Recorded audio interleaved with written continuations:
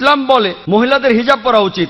কোন পুরুষ কোন মহিলাকে দেখলে তার দৃষ্টি নিচু করবে, তারপরেও যদি কোনো পুরুষ ধর্ষণ করে সে সর্বোচ্চ শাস্তি পাবে, সেটা হলো মৃত্যুদণ্ড। আমি আমেরিকার পরিসংখ্যান দিয়েছিলাম যে 1990 সালে FBI এর রিপোর্ট অনুযায়ী 1756টি ধর্ষণ সংঘটিত হয়েছে প্রত্যেক দিন 1990 সালে। 1996 সালে US ডিপার্টমেন্ট অফ জাস্টিসের রিপোর্ট অনুযায়ী 2713টি ধর্ষণের ঘটনা ঘটেছে প্রত্যেক দিন 1996 সালে, অর্থাৎ প্রতি 32 সেকেন্ডে একটি ধর্ষণ ঘটছে। আমরা এখানে যে 2 ঘন্টা ধরে আছি, আমেরিকায় 200-এরও বেশি ধর্ষণের ঘটনা ঘটে গেছে এই সময়ের মধ্যে। যদি আপনারা ইসলামী শরিয়া মেনে চলেন যে যখনই কোনো পুরুষ মহিলার দিকে তাকাবে সে তার দৃষ্টি নিচু করবে, প্রত্যেক মহিলা ইসলামী হিজাব পরবে, পুরো শরীর ঢাকা থাকবে, মুখ ও হাতের কবজি বাঁধে, তারপরও যদি কেউ ধর্ষণ করে সে সর্বোচ্চ শাস্তি পাবে। আমি একটা প্রশ্ন করছি, ধর্ষণের হার কি তাতে বাড়বে, একই রকম থাকবে নাকি কমে যাবে? আসসালামু আলাইকুম প্রিয় দর্শক, আমরা আজকের ভিডিওতে ডক্টর জাকির নায়েক স্যারের সেরা একটি ভিডিও আপনাদের সামনে উপস্থাপনা করব। কেননা বর্তমান বিশ্বে যারা অমুসলিম আছে তারা মুসলিমদেরকে কিন্তু বলে সন্ত্রাসী, অথচ তারা নিজেরাই যে সন্ত্রাসী এটা কিন্তু তারা জানে না। আর এজন্য দেখবেন ম্যাক্সিমাম অমুসলিমরা যখন মুসলিমদের উপর অপবাদ চালায় তখন তারা পবিত্র কোরআনের কিছু আয়াত আছে যে আয়াতগুলো প্রসঙ্গ ছাড়া কিন্তু উদ্ধৃত করে, আর সেগুলো উদ্ধৃত করে তারা প্রমাণ করতে চায় যে মুসলিমরাই সন্ত্রাসী। আলহামদুলিল্লাহ, আর এজন্যই কিন্তু রয়েছে ডক্টর জাকির নায়েক স্যার। আজকের ভিডিওতে প্রমাণ করা হবে যে মুসলিমরা সন্ত্রাসী নাই, মূলত তারাই হচ্ছে সন্ত্রাসী। চলুন আমরা ডক্টর জাকির নায়েক স্যারের সেই পুরো ভিডিওটা একটু মনোযোগ সহকারে শুনবো, তাহলে আজকের ভিডিওতে ক্লিয়ার হয়ে যাবে যে মূলত কারাই ছিল সন্ত্রাসী। চলুন শুরু করা যাক। তো মুসলমানেরা এর বিরোধিতা করে, আমি ডাক্তার জাকির নায়েকের পক্ষে এবং আমি তর্ক করতে রাজি, আমি কথা বলতে রাজি আছি, যুক্তির সাথে আলোচনা করতে। কোন নিয়মটা সবচেয়ে সেরা, কোন আইনটা সবচেয়ে সেরা, আর আপনারাই বের করেন যে আইনটা সবচেয়ে বাস্তবসম্মত, সেটা প্রয়োগ করুন। আমি এখানে বলবো যে সারা ইন্ডিয়াতে কমন সিভিল কোড একটাই থাকুক, ক্রিমিনাল কোডও, শুধু সিভিল কোড কেন, কমন সিভিল কোড থাকুক, কমন ক্রিমিনাল কোডও থাকুক। কিন্তু আমাদের আগে ঠিক করতে হবে যে কোন আইনটা সবচেয়ে সেরা। যেমন একজন হিন্দু মহিলা আমাকে জিজ্ঞেস করেছিলেন কেন ইসলাম একজন পুরুষকে একাধিক স্ত্রী রাখার অনুমতি দেয়। আমি উত্তর দিয়েছিলাম এবং প্রশংসা পেয়েছিলাম। এই উত্তরে একমত হলে আপনাকে কমন সিভিল কোডে লিখতে হবে যে একজন পুরুষ একজনের বেশি স্ত্রী রাখতে পারবেন। আমরা জানি পৃথিবীতে মহিলার সংখ্যা পুরুষের চেয়ে বেশি, এর জন্য কোনো সমাধান নেই, কোনো ধর্মের সমাধান দেয়নি, যদিও কোনো ধর্মই বলে না যে মাত্র একটাই বিয়ে করুন, শুধুমাত্র কোরআন ছাড়া। আমি একটা উদাহরণ দিয়েছিলাম যে হিজাবের সঙ্গে ধর্ষণের সম্পর্ক। আমি উপমা দিয়েছিলাম যে সবচেয়ে কঠিন যে শাস্তিটা আমরা দিতে পারি, যে সর্বোচ্চ শাস্তিটা আমরা দিতে পারি, যার ফলাফল সবচেয়ে ভালো, যেমন ইসলাম বলে মহিলাদের হিজাব পরা উচিত, কোন পুরুষ কোন মহিলাকে দেখলে তার দৃষ্টি নিচু করবে, তারপরেও যদি কোনো পুরুষ ধর্ষণ করে সে সর্বোচ্চ শাস্তি পাবে, সেটা হলো মৃত্যুদণ্ড। আমি আমেরিকার পরিসংখ্যান দিয়েছিলাম যে 1990 সালে FBI এর রিপোর্ট অনুযায়ী 1756টি ধর্ষণ সংঘটিত হয়েছে প্রত্যেক দিন 1990 সালে। 1996 সালে US ডিপার্টমেন্ট অফ জাস্টিসের রিপোর্ট অনুযায়ী 2713টি ধর্ষণের ঘটনা ঘটেছে প্রত্যেক দিন 1996 সালে, অর্থাৎ প্রতি 32 সেকেন্ডে একটি ধর্ষণ ঘটছে। আমরা এখানে যে 2 ঘন্টা ধরে আছি, আমেরিকায় 200-এরও বেশি ধর্ষণের ঘটনা ঘটে গেছে এই সময়ের মধ্যে। আমি বলছি যদি আপনারা ইসলামী শরিয়া মেনে চলেন যে যখনই কোনো পুরুষ মহিলার দিকে তাকাবে সে তার দৃষ্টি নিচু করবে, প্রত্যেক মহিলা ইসলামী হিজাব পরবে, পুরো শরীর ঢাকা থাকবে, মুখ ও হাতের কবজি বাঁধে, তারপরও যদি কেউ ধর্ষণ করে সে সর্বোচ্চ শাস্তি পাবে। আমি একটা প্রশ্ন করছি, ধর্ষণের হার কি তাতে বাড়বে, একই রকম থাকবে নাকি কমে যাবে? এটা কমে যাবে, এটাই বাস্তব আইন। আর আপনারা দেখবেন একটা অনুষ্ঠান দেখিয়েছিল বিবিসিতে, যেখানে বলা হচ্ছিল নাইজেরিয়া সম্পর্কে, তারা ইসলামী শরিয়া প্রয়োগ করেছিল, ধর্ষণের শাস্তি মৃত্যুদণ্ড, আর তখনই ধর্ষণের ঘটনা সেখানে কমে গিয়েছিল। পৃথিবীতে সবচেয়ে কম ধর্ষণের ঘটনা ঘটে সৌদি আরবে। আমি সৌদি আরবের পক্ষে বলছি না, তবে যেটা ভালো তার প্রশংসা করা উচিত।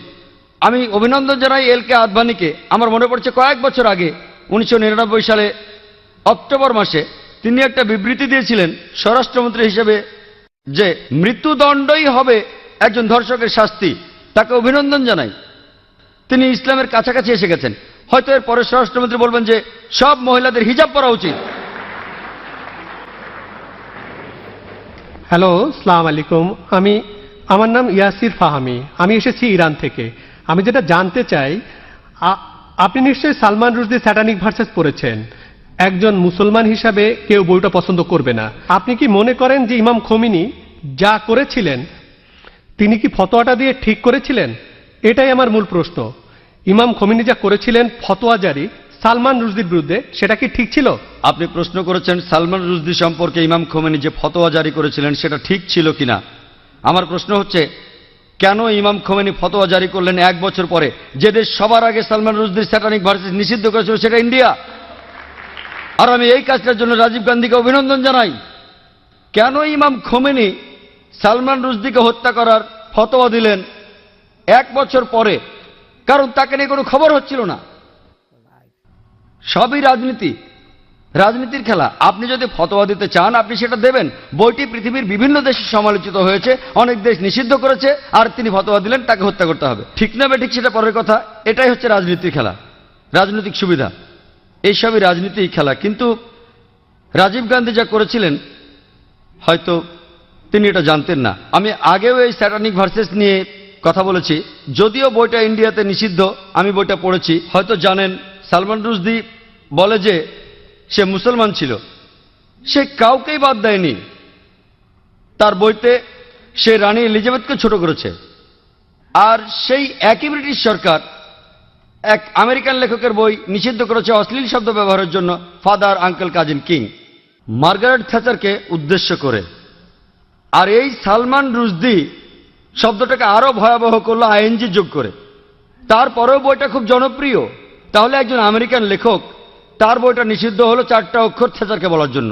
আর এই লোক সালমান রুশদি সেটাকে ভয়াবহ করলো আইএনজি দিয়ে, সেই একই মার্গারেট থ্যাচারকে উদ্দেশ্য করে। কিন্তু সে পেল পুরস্কার। কেন? কারণ সে ইসলামের নিন্দা করেছে। এতে তারা খুব খুশি। আর আপনি কি জানেন সে বাদ দেয়নি রাম সীতাকেও? এদেরকে শ্রদ্ধা করে বেশিরভাগ ইন্ডিয়ান, তাদেরকেও ছোট করেছে। আমি শব্দটা আর বলতে চাই না। সে তাদেরকেও ছোট করেছে, তাদেরকেও ছাড়েনি। আর অনেক লোকই সেটা সমর্থন করে। তাই রাজীব গান্ধী সম্ভবত জানতেন না, কিন্তু পরে তিনি বইটা পড়ে বুঝতে পেরেছেন যে কাউকেই সেখানে বাদ দেওয়া হয়নি। তাহলে কেউ যদি সব সময় নিন্দা করে, পবিত্র কোরআনের সূরা মায়দার 33 নম্বর আয়াতে উল্লেখ আছে যে যদি কোনো ব্যক্তি আল্লাহর বিরুদ্ধে যুদ্ধ করে আর তার নবীর বিরুদ্ধে, অনেকগুলো পদ্ধতি আছে। একটা হচ্ছে তাকে মৃত্যুদণ্ড দিন, ক্রুশবিদ্ধ করুন, বিপরীত দিক থেকে হাত পা কেটে ফেলুন, অথবা দেশ থেকে বহিষ্কার করে দিন। আর এই আইন শুধু কোরআনে নয়, এটা বাইবেলেও আছে। যদি আপনি বুক অব লেভিটিকাস পড়েন সেখানে আছে যদি কেউ ধর্মের বিরুদ্ধাচরণ করে তাকে পাথর নিক্ষেপ করে হত্যা করো। এমনকি একজন পথিকও তাকে পাথর নিক্ষেপ করতে পারে যে ধর্মের বিরোধিতা করে। তাহলে এই আইন সব ধর্মগ্রন্থে আছে, শুধুমাত্র ইসলামে নয়, বেশিরভাগ ধর্মগ্রন্থেই এ কথা আছে। হতে পারে খ্রিস্টান ধর্ম, হতে পারে ইসলাম ধর্ম, হতে পারে ইহুদি ধর্ম। স্রষ্টার বিরোধিতা যদি নিশ্চিতভাবে ঈশ্বরের বিরোধিতা করা হয়, অন্য কোনো দেশের সীমা নাই। আমরা এখান থেকে ফতোয়া দিতে পারি না যে তাকে হত্যা করা হবে ইত্যাদি। যদি সেই দেশে ইসলামের আইন থাকে, কেউ স্রষ্টার বিরোধিতা করলে তার জন্য নির্দিষ্ট আইন এবং কিছু নিয়ম কানুন আছে। কিন্তু রাজনীতিবিদরা যা করেন, মুসলমান রাজনীতিবিদ হোক অথবা অমুসলমান রাজনীতিবিদ হোক, আমি দুঃখিত, আমি কোনো রাজনীতিবিদকে ছোট করতে চাচ্ছি না, সবাই না হলো আমি বলবো বেশিরভাগ, আপনি দেখবেন তারা নিজেদের সুবিধার জন্য আপোষ করছে। আর ঠিক এই কারণেই বলা হয়ে থাকে যে ধর্ম আর রাজনীতি দুটো আলাদা জিনিস, কিন্তু তারা ধর্মকে ব্যবহার করে হাতিয়ার হিসেবে খ্যাতি অর্জনের জন্য। মানুষ এই কাজটাই করে। আমাদের বোঝা উচিত যে ফতোয়া দিয়েছিলেন খোমেনি, আমার মতে এটা রাজনৈতিক ফায়দা লুটারি কৌশল। কিন্তু বইটা নিষিদ্ধ করেছিলেন রাজীব গান্ধী, সেটা ঠিক ছিল। তিনি নিষিদ্ধ করেছিলেন প্রথম, আর এখন এই নিষেধাজ্ঞা তুলে নেওয়া হচ্ছে। আমি জানি না এই নিষেধাজ্ঞা আছে না তুলে নিয়েছে। এই নিষেধাজ্ঞা তুলে নেওয়ার জন্য দাবি এসেছিল। তবে কেউ যদি স্রষ্টার বিরোধিতা করে, ইসলাম বলে, খ্রিস্টান ধর্ম বলে, খ্রিস্টান ধর্মে তাকে পাথর মেরে হত্যা করতে হবে। ইসলাম ধর্মে 4টা পথ আছে, হত্যা থেকে বহিষ্কার পর্যন্ত। খ্রিস্টান ধর্মে একটাই পথ, শুধুমাত্র পাথর মেরে হত্যা করা। ইসলামে 4টা পথ আছে, বেছে নিতে পারেন। খ্রিস্টান ধর্মে শুধুই পাথর মেরে হত্যা করা। আশা করি আপনি উত্তরটা পেয়েছেন। গুড ইভিনিং স্যার, আমি টি অনুরাগনী, একজন আইনের ছাত্রী। আমার ধারণা সন্ত্রাসবাদ বন্ধ করা যায়, নিদিম পক্ষে কমানো যায় যদি মানুষকে সহিষ্ণুতা শেখানো যায়। ইসলাম কি সহিষ্ণুতা সম্পর্কে কোনো উপদেশ দেয়? আর যদি দিয়ে থাকে, যাদের উপর ইসলাম ধর্মে এই দায়িত্বগুলো রয়েছে, মানে আমার মনে হয় ইসলাম ধর্মে, আমি আসলে শব্দগুলির সাথে পরিচিত না। হিন্দু ধর্মে যেমন গুরু আছেন, তেমনি ইসলাম ধর্মে যারা উপদেশ দেন অন্য মুসলমানদের, তো সেসব ক্ষেত্রে তারা কি সহনশীলতা সম্পর্কে কোনো শিক্ষা দেন? বোন, আপনি সুন্দর একটা প্রশ্ন করেছেন। ঠিকই বলেছেন যে সন্ত্রাস কমানো যায় সহনশীলতা চর্চার মাধ্যমে। ইসলাম সহনশীলতা শেখায় কিনা, ইসলামের ধর্মীয় নেতারা তারা সহনশীলতা শিক্ষা দেন কিনা? বোন, আমি আগেও বলেছি, বেশ দ্রুতই বলেছিলাম, আমি এটার উপরে খুব একটা গুরুত্ব দেইনি। অনেকগুলো শর্তের একটা, যে কোনো মানুষের জন্য জান্নাতে যেতে হলে, বেহেশতে যেতে হলে, স্বর্গে যেতে হলে সেটা হলো সহনশীলতা। পবিত্র কোরআনে সূরা আল আসরের 1 থেকে 3 নম্বর আয়াতে বলা হয়েছে যে والعصر إن الإنسان لفي خسر إلا الذين آمنوا وعملوا الصالحات وتواصوا بالحق وتواصوا بالصبر। মহাকালের শপথ, মানুষ অবশ্যই ক্ষতিগ্রস্ত, কিন্তু উহারা নহে যাহারা ঈমান আনে ও সৎকর্ম করে এবং পরস্পরকে সত্যের উপদেশ দেয়, এটাকে বলে দাওয়া। আর সহনশীলতা ও ধৈর্যের উপদেশ দেয়। সহনশীলতা হলো জান্নাতে যাওয়ার অন্যতম একটি শর্ত। যদি আপনি সহনশীল না হন, সূরা আসর অনুযায়ী আপনি বেহেশতে যেতে পারবেন না। শুধু সহনশীল হলেই চলবে না, অন্য মানুষকেও সহনশীলতার পথে আনতে হবে। তবে সহনশীলতা শব্দটার অনেক রকম অর্থ করা যায়, আর বিশেষজ্ঞরাও বলবেন সহনশীলতারও একটা সীমা আছে। সহনশীলতা বলতে কি বোঝেন? ভালো, কেউ যদি আপনার সাথে অন্যায় কিছু করে, আপনি প্রতিশোধ নিলেন না, খুব ভালো, কতদিন করবেন? তাই সহনশীলতারও একটা সীমা আছে। আর ইসলাম ধর্মে জালিম সেই লোক যার কাজ হলো জুলুম করা। অর্থাৎ আপনি বলতে পারেন যে ক্ষতি করে সবার। জালিম রয়েছে দুই প্রকার। এক প্রকার সে ক্ষতি করে অন্য মানুষের, আরেক প্রকার সে ক্ষতি করে নিজের। দুই প্রকার জালিম রয়েছে, দুইজনকে বলা হয় জালিম। একজন জুলুম করে অন্যের উপর, আরেকজন করে জুলুম নিজের উপর।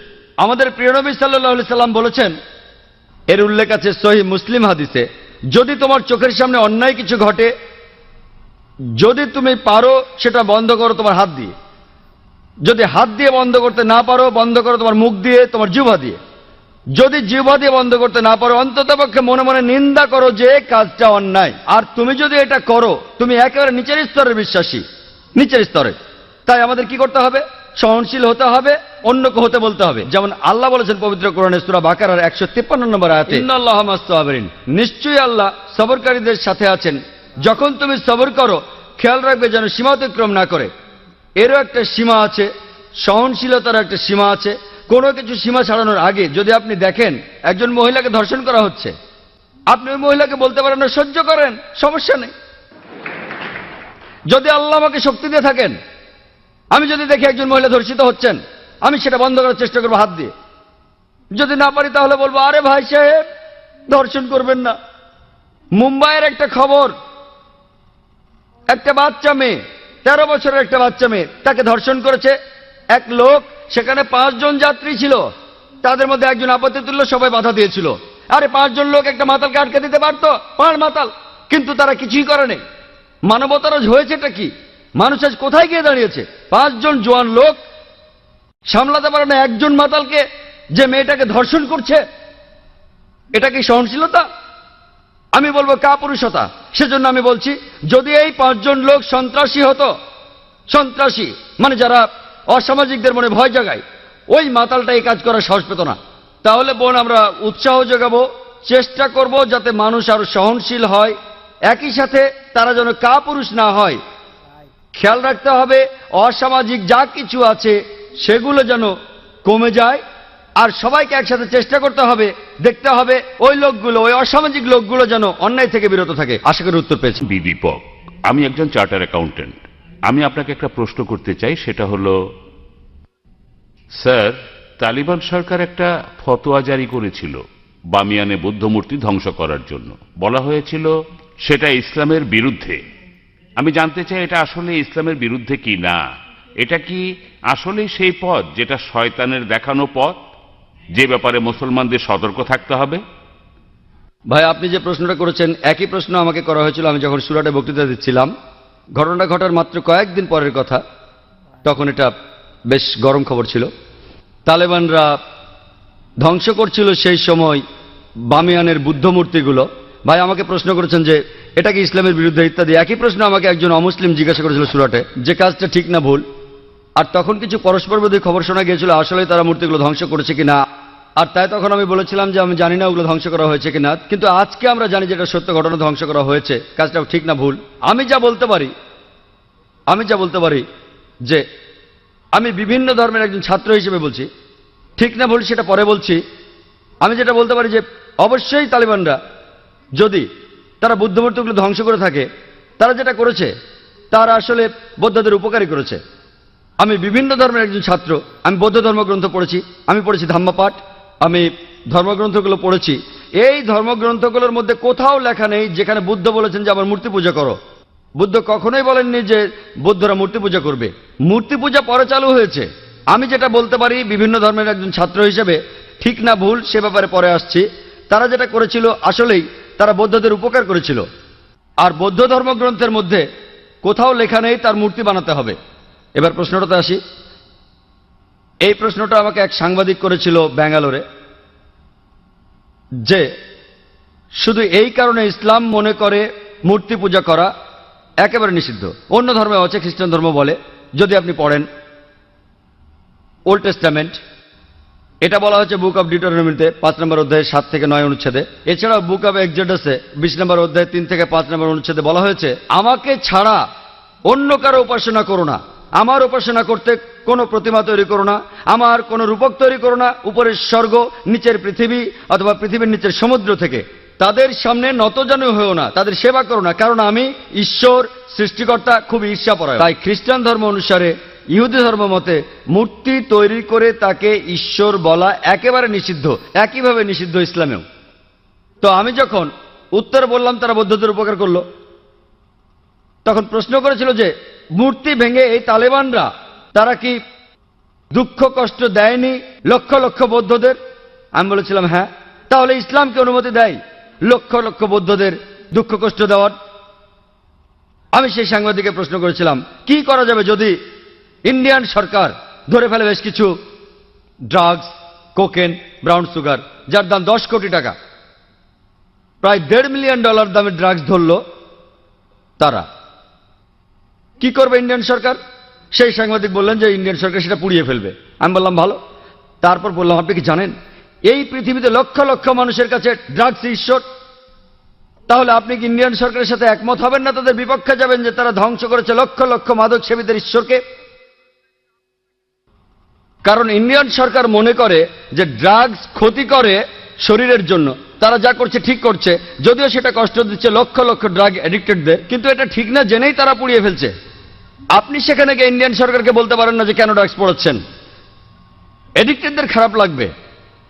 তাই একইভাবে আফগানিস্তান, সেখানকার সরকার, এটা তাদের সম্পত্তি, ওই মূর্তিগুলো তাদের সম্পত্তি। যদি তারা এই কাজ করতো অন্য কোনো দেশে তাহলে আপত্তি জানাতে পারতেন। তারা তাদের দেশে এটা করেছে, এটা তাদের সম্পত্তি, তাদের পছন্দ হলে তারা রাখবে, ইচ্ছে হলে ধ্বংস করে ফেলবে। আমরা আপত্তি জানানোর কে? আমরা কে? আর এছাড়াও যদি আপনি দেখেন যে লোকজন নিজেদের মধ্যে বলাবলি করছে যে ইন্ডিয়ান সরকার খুবই সহনশীল। আপনি কি জানেন যে বোম্বেতে যখন আপনি ডোমেস্টিক এয়ারপোর্টে আসবেন, সান্টাক্রুজ এয়ারপোর্টে, যেখানে একটা বড় মূর্তি ছিল মহাবীরের, হোটেল জালের ঠিক সামনেই মূর্তিটা ছিল নগ্ন। তারপর লোকজন আপত্তি জানালো, তখন মূর্তিটার সামনে একটা দেয়াল তুলে দেয়া হলো। তারপর কয়েক মাস পরে তারা সরিয়ে ফেলল মূর্তিটা। এই একই লোকগুলি যারা আপত্তি জানালো মূর্তির ব্যাপারে, সেই লোকগুলো নিন্দা জানাচ্ছে আফগানিস্তানকে। কেন? একই লোকগুলো আপত্তি জানালো রাস্তার উপর একটা মূর্তির ব্যাপারে। দেখলেন? আপনি কি জানেন ইন্ডিয়াতে জৈন ধর্মের অনুসারীর সংখ্যা আফগানিস্তানের বৌদ্ধদের চেয়ে বেশি? তাই যখন বোম্বের সরকার সেই মূর্তিটাকে সরিয়ে ফেললো, যাকে মনে করা হয় ঈশ্বর, যাকে মনে করেন তীর্থঙ্কর জৈনরা, আর জৈন ধর্মের অনুসারীর সংখ্যা ইন্ডিয়াতে যারা আছে আফগানিস্তানের বৌদ্ধদের চেয়ে বেশি, সেই সময় কি আপত্তি তোলেনি? আর যখন আফগানিস্তান সরকার এটা করছে তখন আপনি আপত্তি জানাচ্ছেন কেন? এই দুই মুখ নীতি। কারণটা হচ্ছে ওয়ার্ল্ড ব্যাংক।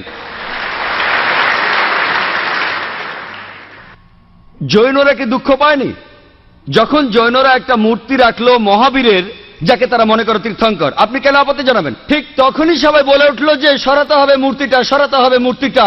আর সেই লোকগুলো আপত্তি আর নিন্দা জানাচ্ছে কেন তোমরা ধ্বংস করলে বামিয়ানদের বুদ্ধ মূর্তিগুলো? দুমুখ নীতি। আর তাই আমাদের মানুষ হিসাবে নেওয়া উচিত একমুখ নীতি। এক একবার এক এক রূপ ধারণ করা, এই নিয়ম ভালো না। আমি যেটা মনে করি এটা তাদের সম্পত্তি। ধরেন একজন অমুসলিম একটা বাড়ি কিনলো, সেই ঘরের মধ্যে খোদাই করা আছে কাবা শরীফ। ধরেন কাবা শরীফ, যদি সেই অমুসলিম কাবা শরীফ পছন্দ না করে আর সেটা ঢেকে ফেলে, কে আপত্তি জানাবে? যদি কেউ, আর বিশ্বাস করেন, যদি কোনো মুসলমান যদি সে তৈরি করে কোন মূর্তি মোহাম্মদ সাল্লাল্লাহু আলাইহি সাল্লামের, আপনি যদি সেই মূর্তি ধ্বংস করেন, সারা বিশ্বের মুসলমান যদি আপনার বিপক্ষে থাকে, আমি ডাক্তার জাকির নায়েক আপনার পক্ষে থাকবো। কারণ মোহাম্মদ সাল্লাল্লাহু আলাইহি সাল্লামের মূর্তি তৈরি করা সম্পূর্ণ নিষেধ।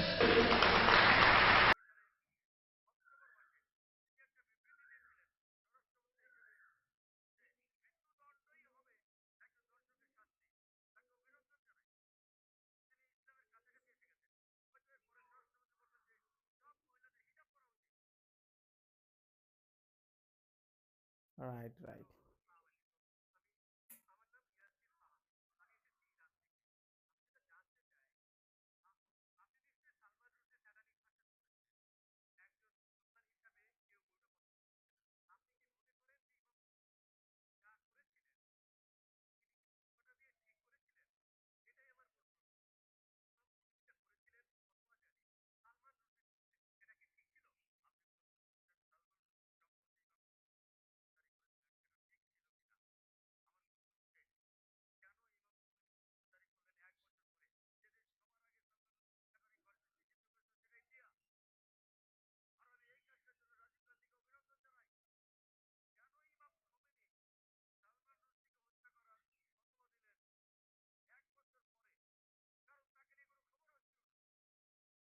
রাইট,